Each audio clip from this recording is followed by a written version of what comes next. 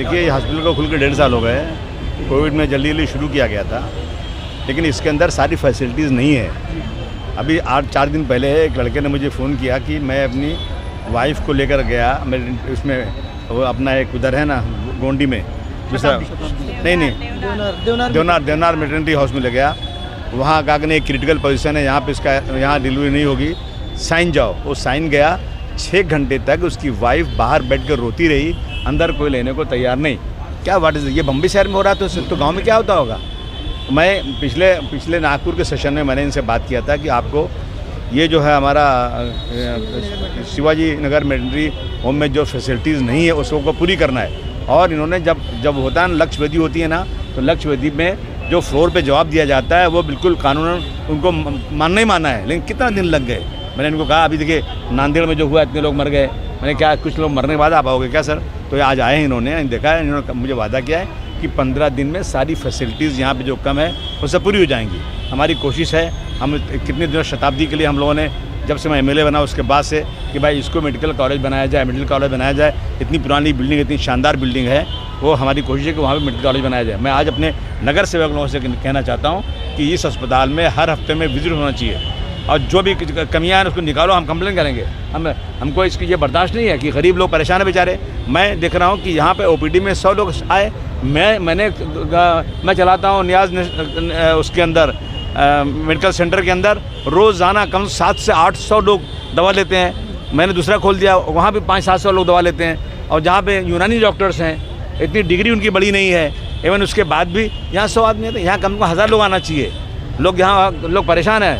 तो हम पूरी कोशिश कर रहे हैं कि मानकुर शिवाजी नगर में लोगों के इलाज के लिए सारी फैसिलिटी यहाँ मिले, बाहर न जाना पड़े। ये संघर्ष जारी है। फैसिलिटी अवेलेबल नहीं होने के बारे में हार्ट का दवा नहीं देते, बोलते बाहर से लो।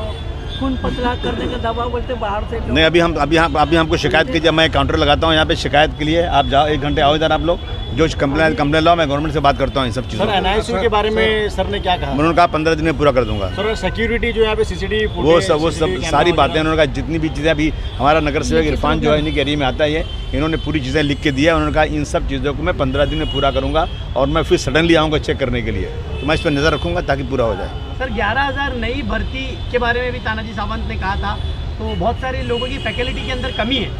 भाई साहब, जब से सरकार आई है ना BJP की, भर्ती नहीं हो रही, निकाले जा रहे हैं लोग। नई बिल्डिंग नहीं बन रही तो बेची जा रही है। ये हो रहा है, इसीलिए तो हम लोगों ने बनाया ना इंडिया अलायंस, ताकि इंडिया अलायंस बन जाए और ये सारी दिक्कत दूर हो जाए। धन्यवाद। सर बिदुरी जी के ऊपर आपका क्या स्टेटमेंट है? बिदुरी जी जैसे नेताओं को, बिदुरी जी का स्टेटमेंट जो संसद में उन्होंने दिया था, हाँ, उनको सस्पेंड करना चाहिए। और कभी ज़िंदगी में ऐसे आदमी को पार्लियामेंट में आने का कोई अधिकार नहीं मिलना चाहिए। ये सड़क के जो मवाली गुंडे होते हैं, जैसी बातें उन्होंने किया, मैं समझता हूँ कि BJP उनको इनाम दे रही है। बिल्कुल उनको राजस्थान चुनाव का प्रभारी बना दिया गया। इसीलिए कहा ना कि बर्बाद गुलिस्तान करने को बस एक ही उल्लू काफ़ी है। यहाँ तो हर शाख पे उल्लू बैठा है, अंजाम में गुलिस्तान क्या होगा। मुझे पता चला कि हेल्थ मिनिस्टर यहाँ हमारे इलाके में आ रहे हैं, तो मैंने उनको ये निवेदन दिया कि TB पेशेंट आज 6 महीने हो रहे हैं, TB की दवा पूरी तरह से प्रोवाइड नहीं है। ये पूरे ऑल ओवर मुंबई का मैं बोलती हूँ, मैं पूरे इंडिया की बात नहीं करती, लेकिन पूरे मुंबई में TB की दवाएं नहीं हैं। कहीं ना कहीं ये अपर लेवल से मिस्टेक होगी। लेकिन जहाँ पर ये जो सरकार है, सत्ताधारी सरकार, ये एक तरफ कहती है कि 2025 तक TB मुक्त भारत हो जाएगा। TB की दवा नहीं है तो TB मुक्त भारत किस तरीके से होगा? क्या TB के पेशेंटों को ये लोग मार देंगे बिना दवा के, तभी अपने आप मुक्त हो जाएगा? हम लोग ये समझे।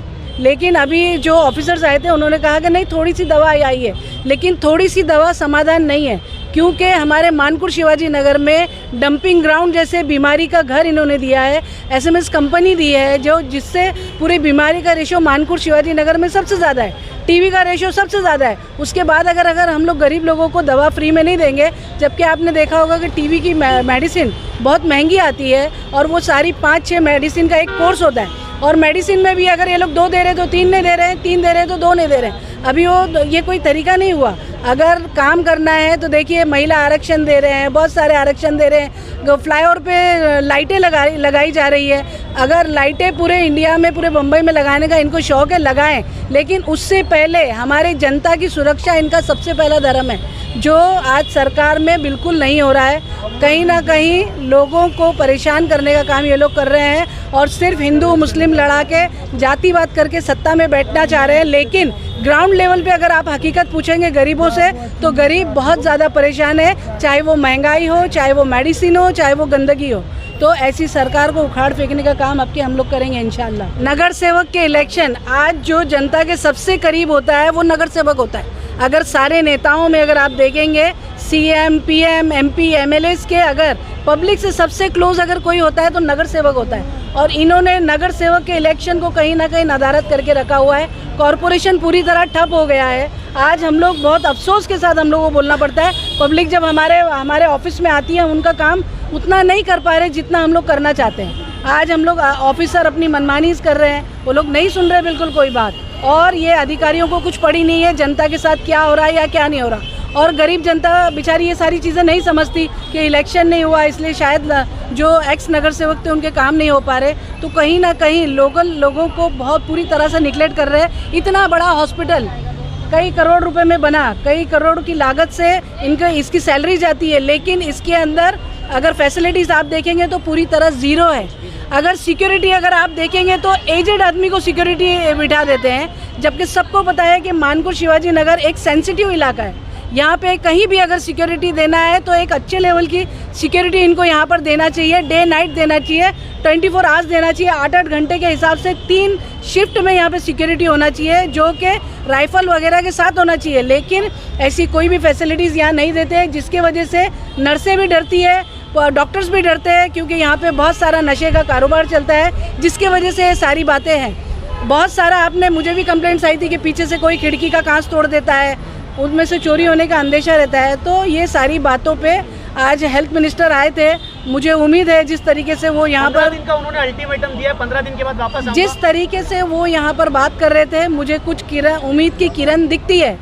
और 15 दिन में उन्होंने कहा है कि मैं एक सरप्राइज़ विजिट करूँगा, और हम लोग उस सरप्राइज़ विजिट का हम सब बेसब्री से इंतज़ार कर रहे हैं और उम्मीद है कि इनके काम पूरे होने चाहिए। मैडम एक बड़ा सवाल है कि यहाँ पर गरीब तबके के लोग हैं, तो यहाँ पर जो इलीगल जो हॉस्पिटल चल रहे हैं उस पर समाजवादी के 5 नगर सेवक है, एक एमएलए है, तो यहाँ पर जो मनमानी का जो ये हॉस्पिटल वाले पैसा लेते हैं उस पर क्या कार्रवाई करवाएं? नहीं, देखिए ये नगर सेवक की आप ये नहीं है, ये जो कार्रवाई करना है नगर पालिका को करना है। लेकिन नहीं, मुद्दा हमने बहुत बार उठाया है। और कॉरपोरेशन में जब प्रभाग समिति की मीटिंग होती थी, हमारे एमएलए के साथ सारे नगर सेवक ने हमेशा से आवाज़ उठाई है कि जो इलीगल हॉस्पिटल से वो बंद होने चाहिए, जो गैर कानूनी डॉक्टर से उनको हटाएं। लेकिन ये काम किसका है? नगर पालिका का। लेकिन नगर पालिका अपने सारे कामों में फेल है, चाहे वो इलीगल बांधकाम होने दो, चाहे वो हॉस्पिटल होने दो, चाहे गंदगी होने दो, चाहे एजुकेशन होने दो। आप जितने भी स्कूल की हालत जाके देखेंगे,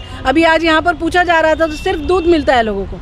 लेकिन मुझे लगता है और भी फैसिलिटीज़ यहाँ होंगी, अभी मैं उसका पूरा वो देखूंगी सर्कुलर, उसके बाद हम लोग उस पर बात करेंगे। लेकिन कहीं ना कहीं नगर पालिका जितना पैसा पब्लिक के लिए देती है उतना सारा पैसा पब्लिक तक नहीं पहुँचता, और उसकी सबसे बड़ी वजह यह है कि इलेक्शन नहीं हुए हैं और ये बेलगाम घोड़े हो गए हैं। जो अधिकारी हैं बेलगाम घोड़े हो गए। आपको ऐसा लगता है कि हेल्थ मिनिस्टर ने इतना बड़ा आश्वासन देके गया है कि 15 दिन के अंदर सब सुविधा उपलब्ध होंगी? आज कई साल हो गया ये हॉस्पिटल को चालू हो गया, देखिए कोई सुविधा उपलब्ध नहीं। हाँ, हमारे मानपुर शिवाजी नगर के पब्लिक बहुत सब्र वाली है। जहाँ इतने दिन बर्दाश्त किया है तो 15 दिन और करेंगे, क्योंकि 15 दिन और करेंगे। लेकिन मुझे उम्मीद है कि काम होगा, क्योंकि अभी अधिवेशन चालू होने वाला है दिसंबर में, और जो हमारे आमदार साहब अबू आसिम आजमी साहब ने जो फ्लोर पे आवाज़ उठाई थी उसका रिप्लाई इनको देना है दिसंबर में। इसलिए मुझे लगता है कि ये जो बोल कर गए हैं इनको पूरा करना ज़रूरी है।